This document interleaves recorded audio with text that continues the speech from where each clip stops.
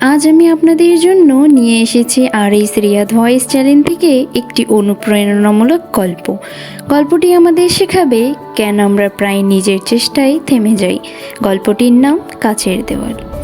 বহু বছর আগে এক বাড়ির একটি বিশাল কাচের দেওয়াল ছিল।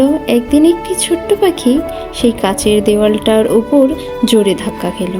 পাখিটি খুব ব্যথা লাগলো, সে নিচে পড়ে গেল। সে ভাবল সামনে কোনো এক অদৃশ্য বাধা আছে যা তাকে উড়তে দিচ্ছে না।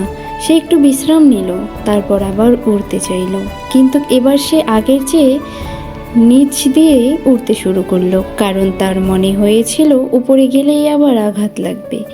পাখিটি বারবার চেষ্টা করলো, কিন্তু প্রতিবারই সে সেই কাচের দেওয়ালটির নিচ দিয়ে গেল। সে আর কখনো সাহস করে সোজা বা উপরের দিকে উড়ল না।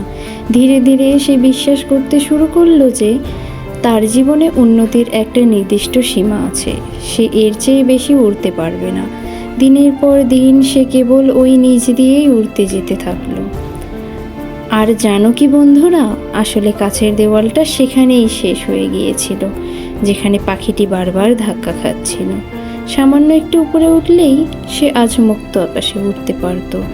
শিক্ষাটা কোথায় বন্ধুরা? আমাদের জীবনেও এমন অনেক কাচের দেওয়াল থাকে।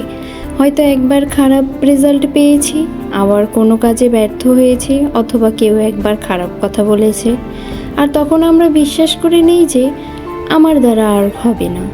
ঠিক সেই ছোট্ট পাখিটার মতো আমরা আর সাহস করে চেষ্টা করি না। আমরা আমাদের সর্বোচ্চ ক্ষমতা ব্যবহার করার আগেই হাল ছেড়ে দিই। নিজেকে পরিবর্তন করার অর্থ হলো সেই ভয়ের কাচের দেওয়ালটা ভেঙে দেওয়া। ব্যর্থতাটা শেষ নয়, ওটা শুধু একটা শেখার সুযোগ। আজ থেকেই প্রতিজ্ঞা করুন, আপনার ক্ষমতাকে আটকে রাখবেন না। সামান্য ধাক্কা খেলেও থেমে যাবেন না। সামান্য একটু বেশি চেষ্টা করুন, দেখবেন আপনি আপনার কাচের দেওয়াল পার করে সফলতার আকাশে উঠতে পারছেন।